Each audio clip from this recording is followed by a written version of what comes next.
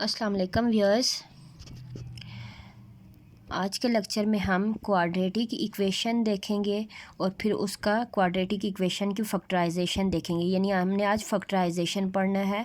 हमारा आज का टॉपिक है फैक्टराइजेशन। उसकी डेफिनेशन देखेंगे, कुछ करैक्टरिस्टिक्स देखेंगे और फिर उसके बाद हम कुछ क्वेश्चन सॉल्व करेंगे। मैं आपको बताऊंगी कि कैसे हम इन क्वेश्चंस को सॉल्व करते हैं। तो उम्मीद है कि ये वीडियो देखने के बाद अगर आपको फैक्टराइजेशन में कोई भी कन्फ्यूजन है इससे पहले, तो वो आपकी दूर हो जाएगी। मैं दूर करने की कोशिश करूँगी। तो अगर आपको मेरी वीडियो पसंद आए तो प्लीज़ लाइक करें मेरी वीडियो को। अगर आप मेरे चैनल पर नए हैं तो सब्सक्राइब करें मेरे चैनल को और बेल आइकन को प्रेस करें ताकि नए वीडियोज़ के नोटिफिकेशन आपको मिलते रहें। अब हम अपना आज का लेक्चर शुरू करते हैं। तो सबसे पहले देखते हैं कि फैक्टराइजेशन होता क्या है। देखें, the decomposition of any equation into its factor और part is called factorization. Decomposition मतलब कन्वर्ट करना, पार्ट्स में, छोटे छोटे पार्ट्स में कन्वर्ट करते हैं। जब हम कोई बड़ा फैक्टर हमारे पास उसके छोटे छोटे पार्ट्स में या उसके फैक्टर में या कोई भी इक्वेशन है ना, पूरी इक्वेशन है, तो उसको हम जब उसके छोटे छोटे पार्ट्स में कन्वर्ट करते हैं तो ये हमारे पास फैक्टराइजेशन आ जाता है। आप एग्जांपल्स या क्वेश्चन देखेंगे तो आपको ज़्यादा अच्छे अंदाज में समझ आ जाएगी। अब इसकी कुछ करैक्टरिस्टिक्स हैं, हम वो देख लेते हैं कि यानी फैक्टराइजेशन करने से पहले हमें क्या क्या करना पड़ता है। क्वाड्रेटिक इक्वेशन तो आपको पता ही होगा। क्वाड्रेटिक इक्वेशन क्या होती है, अगर नहीं भी पता मैं बता देती हूँ कि जिसमें हाईएस्ट पावर, वेरिएबल की हाईएस्ट पावर 2 होती है, वो आपके पास क्वाड्रेटिक इक्वेशन होती है। तो हम क्वाड्रेटिक इक्वेशन की फैक्टराइजेशन देख रहे हैं यहाँ। तो उसकी करैक्टरिस्टिक्स, तो सबसे पहले अगर इक्वेशन स्टैंडर्ड फॉर्म में नहीं है तो आपने उसको क्या करना है, स्टैंडर्ड फॉर्म में कन्वर्ट करना है। To make the standard form, यानी इक्वेशन को स्टैंडर्ड फॉर्म में कन्वर्ट करना है। सेकंड चीज़ जो होती है आपने उसकी देखनी होती है चेक दी कॉमन, यानी अगर उस इक्वेशन में कोई टर्म कॉमन आ रही है तो हमें उसको सिंप्लीफाई करना पड़ता है देख के। अगर कॉमन है तो हमने सिंप्लीफाई करना होता है मज़ीद, अगर नहीं है तो हमने कुछ नहीं करना होता। फिर तीसरा है चेक दी फार्मूला, उसमें कोई फार्मूला तो नहीं बन रहा, जैसे ए प्लस बी होल स्क्वायर का या कोई भी और फार्मूला नहीं बन रहा या बन रहा है, ये चीज़ देखनी होती है। और फिर चेक दी टर्म। टर्म क्या चीज़ होती है कि single value of anything is called term, यानी पूरी इक्वेशन है ना आपके पास, ये देखें मैंने 2x + 5 < 0, इसमें 2x एक टर्म है, 5 एक टर्म है। तो टर्म्स की ये आप नोट कर लें कि टर्म्स इवन भी हो सकती हैं और ऑड भी हो सकती हैं। अगर आपको इवन और ऑड आपको आता होगा, अगर नहीं भी पता मैं शॉर्ट बता देती हूँ कि इवन नंबर कौन से होते हैं। ऐसे नंबर जो 2 पे डिवाइड हो जाते हैं वो इवन नंबर होते हैं, और जो 2 पे डिवाइड ना हो वो ऑड नंबर होते हैं। अपने अलावा किसी और पे डिवाइड नहीं होते तो वो ऑड, और 2 और अपने अलावा 2 पे भी हो जाते हैं और खुद पे भी, तो वो इवन नंबर होते हैं। अब हम क्वेश्चन करते हैं तो आपको ज़्यादा अच्छे अंदाज में समझ आ जाएगी। ये क्वेश्चंस हैं कुछ और इनको हमने फैक्टराइजेशन के प्रोसेस से सॉल्व करना है। अब क्वाड्रेटिक इक्वेशन जो भी होती है ना, उसको 3 तरीक़ों से सॉल्व किया जाता है। एक फैक्टराइजेशन से किया जाता है, कंप्लीटिंग स्क्वायर से किया जाता है और क्वाड्रेटिक फार्मूला से सॉल्व किया जाता है। तो यहाँ हम फैक्टराइजेशन पढ़ रहे हैं। मैं आपको कंप्लीटिंग स्क्वायर वाला भी बता दूँगी अपने किसी लेक्चर में और क्वाड्रेटिक फार्मूला वाला भी, ताकि अगर आपको उनमें से किसी से भी करना हो तो आपको समझने में मुश्किल ना हो। तो इस लेक्चर में हम फैक्टराइजेशन के थ्रू करेंगे। फैक्टराइजेशन में जब भी हमारे पास कोई क्वेश्चन आता है आपको 2 चीज़ें उसकी देखनी पड़ती हैं। एक प्रोडक्ट ऑफ एक्सट्रीम क्या आ रहा है और फिर उसका मीन क्या है, फिर हमने उसके हिसाब से उनके फैक्टर बनाने होते हैं। फैक्टराइजेशन से ही सिंपल आप समझ जाएंगे कि फैक्टराइजेशन में क्या करना होता है, फैक्टर बनाने होते हैं। अब देखें हमारे पास एक क्वेश्चन है 3x² + 4x + 1 = 0। अब इसके फैक्टर कैसे बनेंगे? फैक्टर ऐसे बनते हैं कि जो फर्स्ट टर्म और लास्ट टर्म होती है, देखें सबसे पहले हमने जो करैक्टरिस्टिक्स देखी थी ना, to make the standard form, तो ये देखें ये इक्वेशन स्टैंडर्ड फॉर्म में ही गिवन है, पहले से स्टैंडर्ड फॉर्म में है।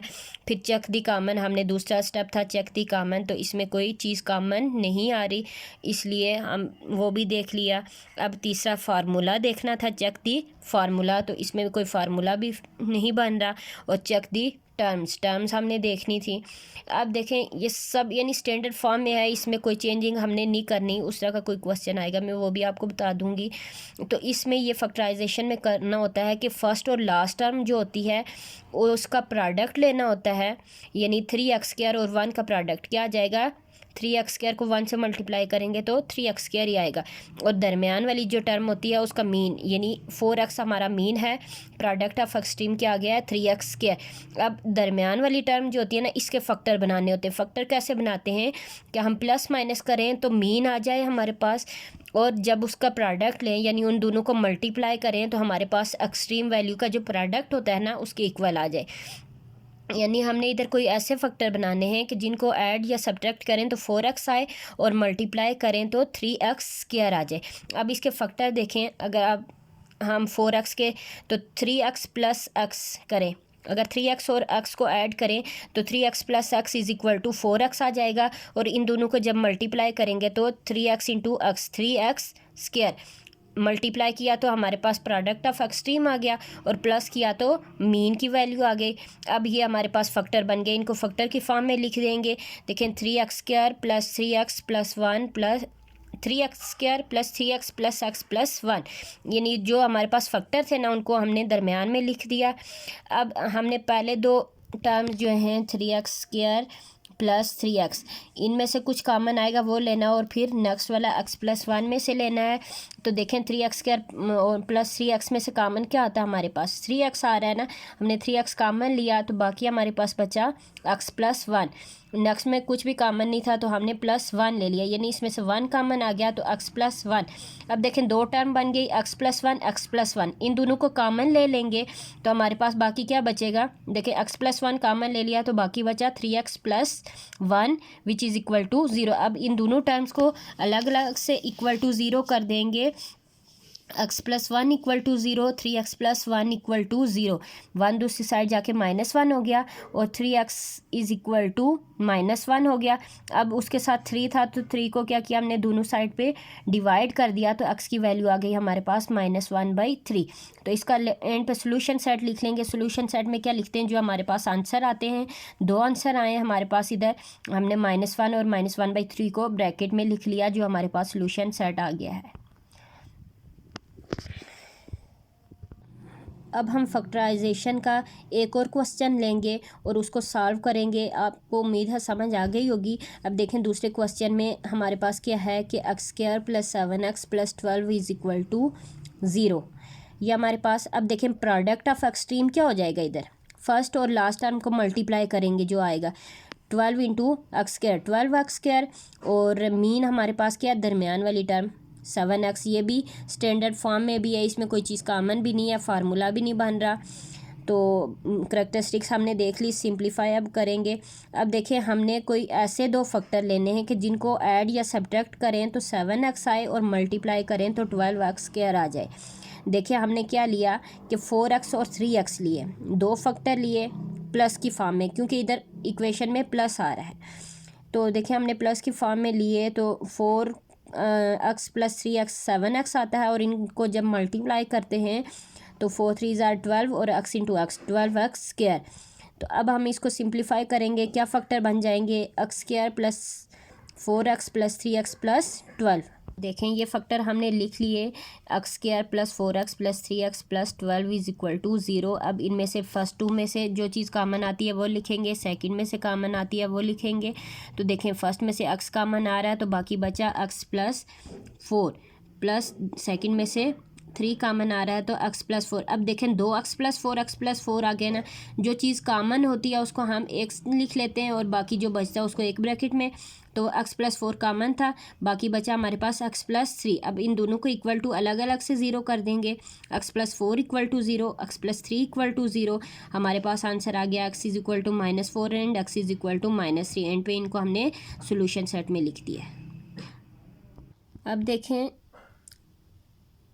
हमारे पास एक क्वेश्चन है x² minus x is equal to 2। इसको पहले स्टैंडर्ड फॉर्म में लिखना है, तो 2 दूसरी साइड था, हम इसको क्या करेंगे लेफ़्ट साइड पे लाके दूसरी साइड इक्वल टू 0 कर देंगे तो हमारे पास आ गया x square minus x minus 2 equal to 0। अब इसमें प्रोडक्ट ऑफ एक्सट्रीम क्या होगा, देखें एक्स स्क्वायर इंटू माइनस 2 तो माइनस 2 एक्स स्क्वायर, और इसका मीन हो जाएगा माइनस एक्स, यानी प्लस माइनस करें तो हमारे पास माइनस एक्स आए, और मल्टीप्लाई करें तो माइनस 2 एक्स स्क्वायर। फैक्टर इसके क्या बनेंगे, देखें माइनस 2 एक्स प्लस एक्स।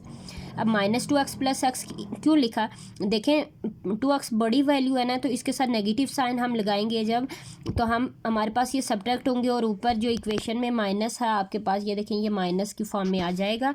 तो अगर आप एक्स के साथ लगा लेते तो ये हमारे पास गलत हो जाता, क्योंकि एक्स माइनस 2 तो उधर प्लस एक्स आ जाता, जो कि हमारे आंसर क्वेश्चन में शामिल नहीं है। अब इसके फैक्टर बना रहे हैं, तो फैक्टर बन गए x square minus 2 x plus x minus 2 equal to 0। Common लिया फर्स्ट टू टर्म में से, सेकंड टू टर्म में से, फर्स्ट में से आया एक्स, बाकी बचेगा एक्स माइनस 2। सेकंड में से 1 लिया एक्स माइनस 2, अब एक्स माइनस 2 दोनों में कॉमन है, हमने कॉमन ले लिया, x minus 2 into x plus 1 दोनों को इक्वल टू 0 करेंगे, एक्स माइनस 2 इक्वल टू 0 और एक्स प्लस 1 इक्वल टू 0। इधर वैल्यू आ गई एक्स इज़ इक्वल टू 2 और x is equal to minus 1, तो सोल्यूशन सेट हमारे पास बन गया 2 और माइनस 1। तो ये हमारे पास सिंपल फैक्टराइजेशन थी। अब देखें जो स्टैंडर्ड फॉर्म में नहीं आ रहा था, हमने उसको पहले फॉर्म में कन्वर्ट किया, फिर उसके बाद सॉल्व किया ये लास्ट क्वेश्चन में। तो अगर आपको मेरी वीडियो पसंद आती है तो प्लीज़ लाइक करें मेरी वीडियो को। थैंक यू, अल्लाह हाफिज़।